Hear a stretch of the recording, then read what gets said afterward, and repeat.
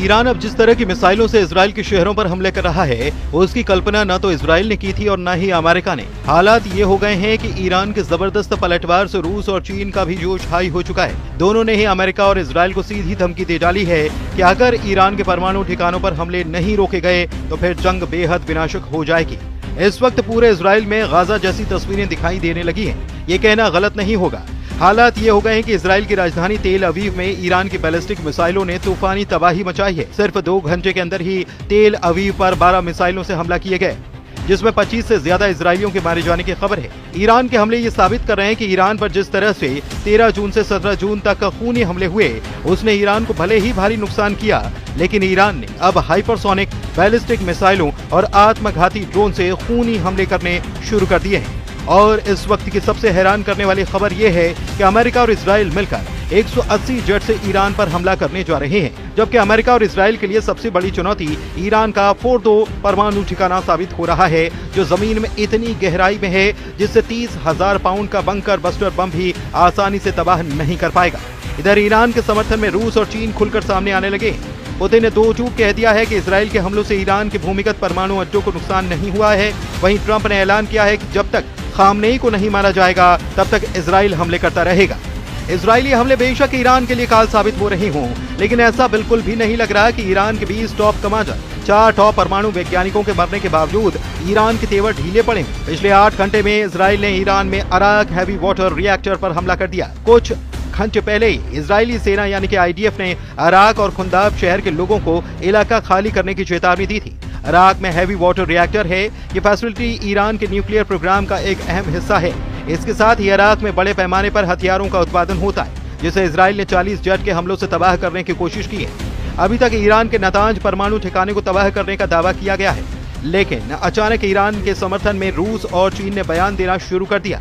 रूस के राष्ट्रपति पुतिन ने डंके की चोट पर कहा कि ईरान के जिन परमाणु ठिकानों पर इजराइल ने जेट और मिसाइलों से हमले किए, उससे ईरान के भूमिगत परमाणु ठिकानों को नुकसान नहीं हुआ। यानी कि रूसी राष्ट्रपति पुतिन अपने बयान से पूरी दुनिया को ये बता चुके हैं कि ईरान के भूमिगत परमाणु ठिकाने सुरक्षित हैं और इजराइल के हमले नाकाम साबित हो रहे हैं। यही कारण है कि राष्ट्रपति ट्रंप ईरान पर हमला करने से पहले 100 बार सोच रहे हैं। ट्रंप ने ईरान पर हमला करने के प्लान को मंजूरी तो दे दी, लेकिन उन्हें यकीन नहीं हो रहा कि अमेरिका और इजराइल मिलकर ईरान के फोर्डो परमाणु ठिकाने को तबाह कर पाएंगे, जो पहाड़ों के बीच में जमीन में सैकड़ों मीटर नीचे मौजूद है। अमेरिका को लगता है कि 30,000 पाउंड का बंकर बस्टर बम भी ईरान के भूमिगत फोर्डो परमाणु ठिकाने को तबाह नहीं कर पाएगा। एक्सियोस की रिपोर्ट के मुताबिक अमेरिकी राष्ट्रपति डोनाल्ड ट्रंप ने अपने सैन्य सलाहकारों से पूछा है कि क्या 30,000 पाउंड के बम ईरान के फोर्डो परमाणु संयंत्र को नष्ट कर पाएंगे। बंकर बस्टर बम, जिन्हें मैसिव ऑर्डिनेंस पेनेट्रेटर के नाम से भी जाना जाता है, अमेरिकी शस्त्रागार में, लेकिन इजराइल के पास बमों को तैनात करने के लिए आवश्यक हथियार या बम वशक नहीं है। फोर्डो को इतनी गहराई पर जमीन के अंदर दफनाया गया कि माना जाता है कि ये इजरायली हवाई हथियारों की पहुंच से बाहर है। पेंटागन के अधिकारियों ने ट्रंप को बताया कि उनका मानना है कि बम फोर्डो के खिलाफ काम कर सकते हैं। हालांकि अभी तक ये साफ नहीं है कि ट्रंप इस बात को लेकर आश्वस्त हैं या नहीं।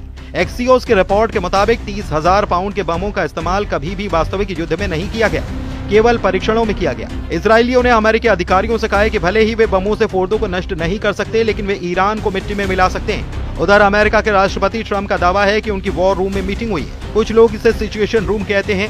हम लोग ये देख रहे हैं और समझ रहे हैं कि हम इसके बीच में, ये खतरनाक हालात है और मुझे इसे देखना पसंद नहीं है। मुझे इतनी सारी मौतें और विनाश देखना पसंद नहीं है। मौत यही वो चीज है जिसे मैं देखना पसंद नहीं करता। ईरानी समाचार एजेंसी इरना के मुताबिक सुबह हुई बमबारी में ईरान का मकसद आईडीएफ खुफिया हेडक्वार्टर और सोरोका अस्पताल के पास बने एक बेस को निशाना बनाना था। इसीलिए इजराइल के सोरोका अस्पताल पर ईरान ने हमला किया। ईरान ने सेंट्रल इजराइल में स्थित स्टॉक एक्सचेंज बिल्डिंग पर भी मिसाइल से हमला किया। अरब मीडिया के मुताबिक इससे बिल्डिंग को काफी नुकसान पहुंचा है। ईरान ने जवाब में इजराइल के 4 शहरों तेल अवीव, बिशेरबा, रमतगढ़ और होलोन पर 30 मिसाइलें दागे। इजरायली मीडिया रिपोर्ट के मुताबिक 7 मिसाइलों को इजरायली डिफेंस सिस्टम रोकने में नाकाम रहा। ईरान के हमलों में 176 लोग घायल हुए, 6 लोगों की हालत नाजुक है। इजरायली पीएम बेंजामिन नेतन्याहू ने कहा कि ईरान जानबूझकर इजरायली नागरिकों और अस्पतालों को निशाना बना रहा है। इजराइल इन हमलों का बदला लेगा।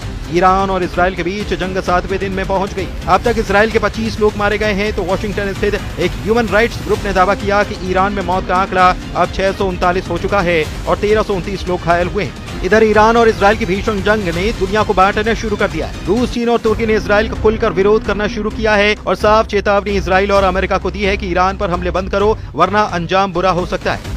ईरान में अयतुल्लाह अली खामनेई की सत्ता रूस के लिए बहुत अहम है। एक्सपर्ट बताते हैं कि ईरान की बर्बादी रूसी राष्ट्रपति व्लादिमीर पुतिन के लिए न सिर्फ सामरिक झटका होगी, बल्कि उनकी इज्जत पर एक बदनुमा दाग भी लगा देगी। ईरान रूस का अहम आर्थिक और सैन्य साझेदार है। रूस ने ईरान में अरबों डॉलर का निवेश कर रखा है। खामनेई की सत्ता रूस को मध्य पूर्व में एक विश्वसनीय आधार प्रदान करती है। अमेरिका और उसके सहयोगियों के खिलाफ दोनों ने साझा मोर्चा बना रखा है।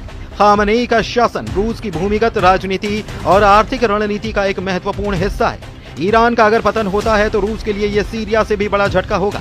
इधर ईरान के परमाणु बम पर हैरान करने वाला दावा अंतर्राष्ट्रीय परमाणु ऊर्जा एजेंसी ने किया है। IAEA ने 19 जून को कहा कि ईरान परमाणु हथियार बनाने की कोशिश कर रहा है। इसका कोई सबूत नहीं मिला है। IAEA के डायरेक्टर राफेल ग्रोसी ने अल जजीरा को इंटरव्यू में ये ताजे दावे किए। ऐसे हालात में सवाल यह है कि अमेरिका की शय पर इजराइल ईरान पर खूनी हमले क्यों कर रहा है। इधर रूस ने ईरान और इजराइल जंग में अमेरिका की दखलंदाजी को लेकर चेतावनी जारी कर दी है। रूसी समाचार एजेंसी इंटरफैक्स के मुताबिक क्रेमलिन के प्रवक्ता दिमित्री पेस्कोव ने कहा है कि अगर अमेरिका ईरान और इजराइल के बीच चल रहे संघर्ष में दखल देगा तो इससे हालात और ज्यादा बिगड़ सकते हैं और तनाव खतरनाक स्तर पर पहुंच सकता है। इधर ईरान हमलों से तिल मिलाए इजराइल के रक्षा मंत्री इजराइल काट्स ने ईरान के सुप्रीम लीडर को मॉडर्न हिटलर कहा और कहा कि अब उनका अस्तित्व नहीं रह सकता। इजरायली सेना का लक्ष्य है कि वो इंसान अब नहीं बचना चाहिए और उसका अस्तित्व खत्म होना चाहिए। इजराइल काट्स ने कहा कि खामनेई जैसे तानाशाह जो ईरान जैसे देश का नेतृत्व करते हैं और जिन्होंने इजराइल के विनाश को अपना लक्ष्य बना रखा है, उसे इजराइल को खत्म करने के इस भयानक लक्ष्य को जारी रखने या पूरा होने की अनुमति नहीं दी जा सकती। ईरान इजराइल युद्ध से जुड़े जानकारों के दावों के मुताबिक अगर ईरान के सुप्रीम लीडर खामनेई को इजराइल और अमेरिका मिलकर जान से मार देते हैं तो इससे पूरे मिडिल ईस्ट में भयंकर और तबाही वाला युद्ध शुरू हो जाएगा, जिसे ना तो रूस रोक पाएगा और न ही अमेरिका।